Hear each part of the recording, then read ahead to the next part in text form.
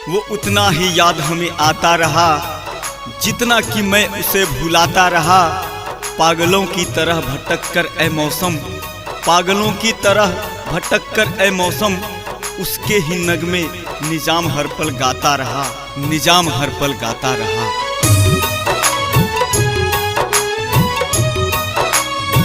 Music by इकरार बाबू।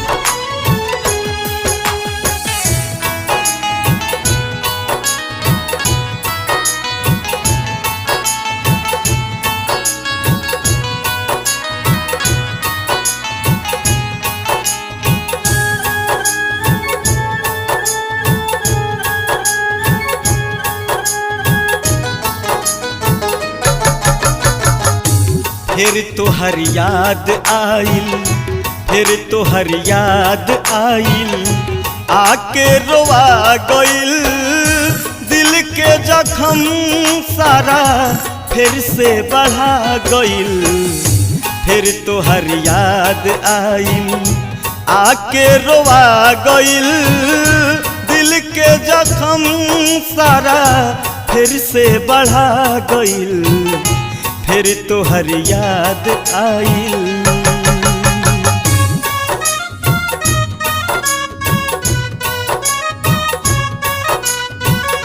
Singer निजाम राजा, writer मौसम उर्फ गौतम प्रेमी।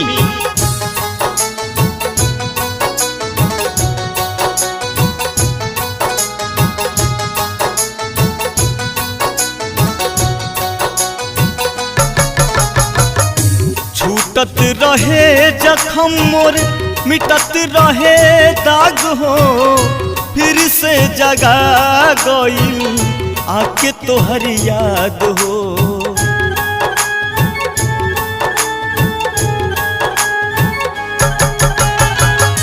छूटत रहे मोर जख्म, मिटत रहे दाग हो, फिर से जगा गइल आके तोहर याद हो।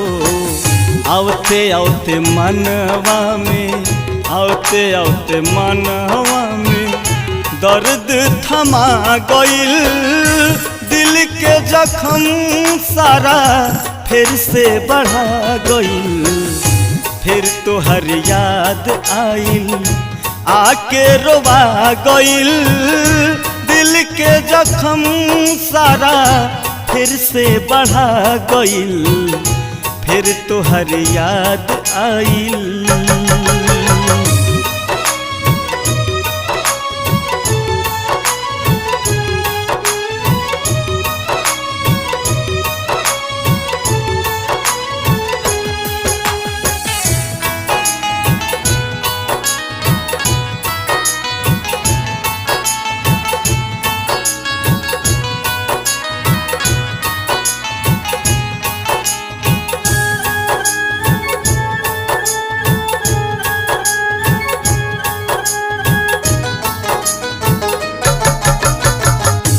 जितना भुलाई तोहके उतने याद आवेलू, कैसे बताई तोहके कितना तड़पावेलू।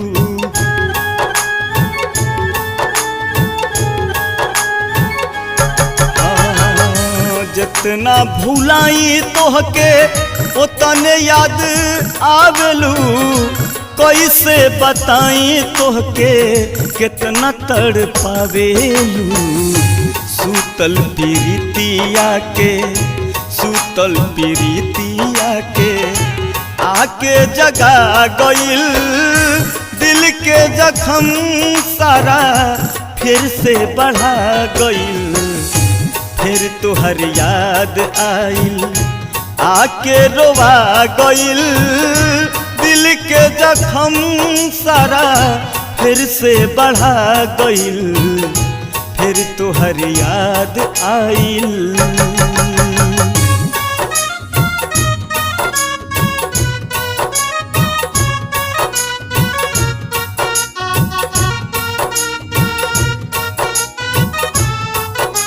म्यूजिक बाय इकरार बाबू।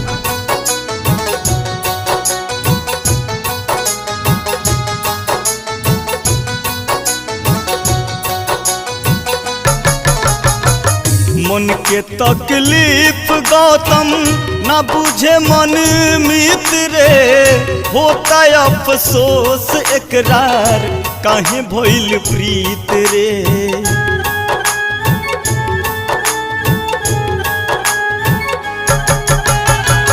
मन के तकलीफ प्रदीप ना बुझे मन मित्र होता अफसोस निजाम काहे भइल प्रीत रे।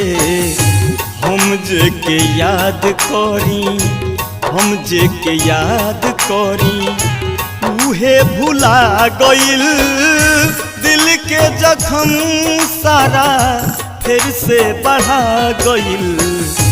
फिर तोहर याद आइल आके रोवा गइल दिल के जख्म सारा फिर से बढ़ा गइल। फिर तोहर याद आइल